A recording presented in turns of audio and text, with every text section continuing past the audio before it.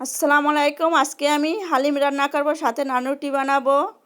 আমি রাঁধুনি হালিম মিক্সের প্যাকেট নিয়েছি। এর ভিতর দুটো প্যাকেট থাকে, একটার ভিতর হালিম মিক্স আর একটার ভিতর মশলা। হালিম মিক্সটা ফুটানো গরম পানিতে গুলিয়ে আধা ঘন্টা রেখে দেব। এখন আমি ময়দা নিয়ে নিলাম রুটির জন্য। এখন আমি দিয়ে দিলাম লবণ। লবণগুলো ময়দার সাথে মিক্স করে নিতে হবে। এখন কুসুম গরম দুধ নিয়েছি আর সাথে ইস্ট, 1 চামচ ইস্ট দিয়ে গুলে নেব। এখন আমি অল্প অল্প করে দিয়ে ময়দাটা মাখিয়ে নেব। একেবারে দিয়ে মাখাবো না, অল্প অল্প করে দিয়ে এখন মাখিয়ে আধা ঘন্টা রেস্টে রেখে দেব। এখন আমি হালিমটা রান্না করে নেব। পেঁয়াজ বেরেস্তা করে নিয়েছি আর গরুর গোশটি কেটে ধুয়ে নিয়েছি। তেলের ভিতর পেঁয়াজ কুচি দিয়ে ভেজে নিয়েছি। এখন দিয়ে দেবো আদা বাটা, দিয়ে দেবো রসুন বাটা। একটু তেলে নেড়ে ভেজে নেব।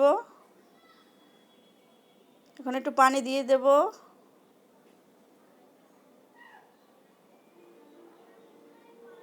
এখন দিয়ে দেবো একটু হলুদের গুঁড়া। এখন দিয়ে দেব হালিম মিক্সের মশলাটা। মশলাগুলো আমি 1 চামচ রেখে দিয়েছি লাস্টে দিয়ে দেওয়ার জন্য। লাস্টে দিয়ে দিলে ফ্লেভারটা ভালো আসে। এখন আমি গরুর গোশগুলো দিয়ে দেব, দিয়ে মশলার ভিতর কিছুক্ষণ কষিয়ে নেব। এখন ঢাকনা দিয়ে কিছুক্ষণ রান্না করে নেব। মাংসটা প্রায় সেদ্ধ হয়ে গেছে। এখন আমি হালিম মিক্সটা দিয়ে দেব।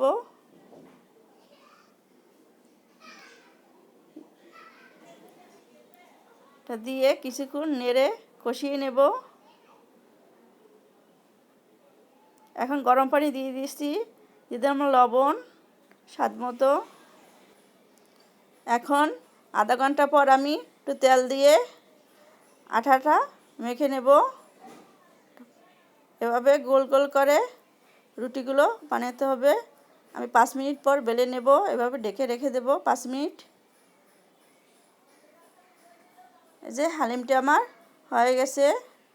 এখন আমি মশলাটা দিয়ে দিলাম, দিয়ে কিছুক্ষণ নেড়ে তুলে নেব।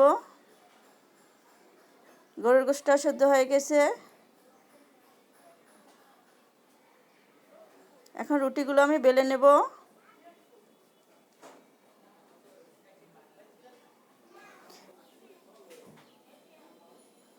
এভাবে মোটা করে সবগুলো রুটি বেলে নেব আমি। এখন ভেজে নেব। এই যে রুটিগুলো কীভাবে ফুলে উঠেছে। চুলার জালটা বেশি বাড়িয়ে ভাজা যাবে না, মিডিয়াম লো আঁচে দিয়ে রুটিগুলো সব ভেজে নিতে হবে। এবারকার সব রুটি আমি ভেজে নিয়েছি, এই দেখো। আর সাথে আমার মজাদার হালিম, এই যে হালিম আর সাথে নান রুটি।